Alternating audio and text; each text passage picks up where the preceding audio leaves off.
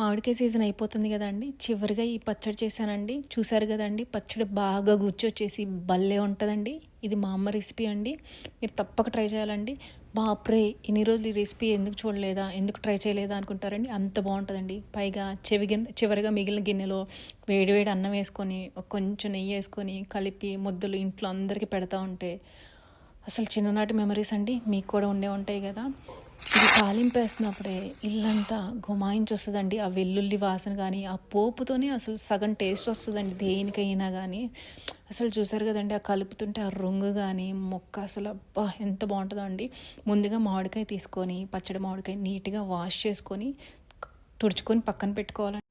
ఆ తర్వాత డ్రై అయిన తర్వాత నీట్గా ముక్కలు కట్ చేసుకోవాలండి.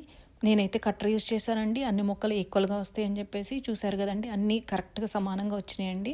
మీరు చేత్తో అయినా కట్ చేసుకోవచ్చండి. ఒకవేళ కట్టర్లో కట్ చేస్తే చిన్న చిన్న ముక్కలు కట్ చేసి పెట్టుకోండి. ఆ తర్వాత అందులో రెండు గిన్నెల కారపొడి.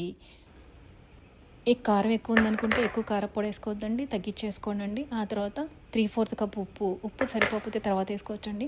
3 స్పూన్ల ఆవు పిండి, 2 స్పూన్లు మెంతి పిండి వేసుకొని కలుపుకోవాలండి. నేను ఇవి ముందే చేసి పెట్టుకున్నానండి. ఇవన్నీ కలిపి పక్కన పెట్టుకోవాలండి. ఆ తర్వాత 2 వెల్లుల్లి తీసుకొని నీట్గా స్కిన్ పీల్ చేసుకొని పక్కన పెట్టుకోవాలండి. ఇప్పుడు పోపు పెట్టుకుందామండి. ఏ నూనె అయినా వాడచ్చండి. ఉంటే ఆవు నూనె వేసుకోండి.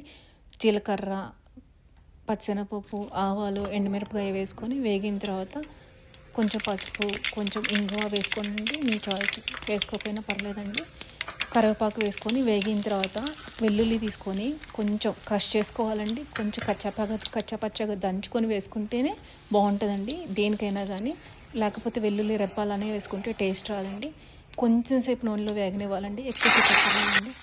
వెల్లుల్లి త్వరగా వేగిపోద్దండి. ఆ తర్వాత స్టవ్ ఆఫ్ చేసుకొని ఇవి తీసుకొని ఇందాక కలిపిన మామిడికాయ ముక్కలు దాంట్లో వేసుకొని బాగా మిక్స్ చేసుకోవాలండి. ఇప్పుడు నూనె సరిపోనట్టు అనిపిస్తుంది కానీ తర్వాత నూనె పైకి తేలుతుందండి. వేయక్కర్లేదండి నూనె. చూసారు కదండి ఎలా ఉందో. అసలు ఆ రంగు చూస్తుంటేనే అబ్బా అనిపిస్తుందండి. ఆ తర్వాత దీన్ని ఓవర్ నైట్ అలా వదిలేయండి. మరీ ఎక్కువసేపు వదిలేసినా కానీ మొక్క మగ్గిపోతుందండి.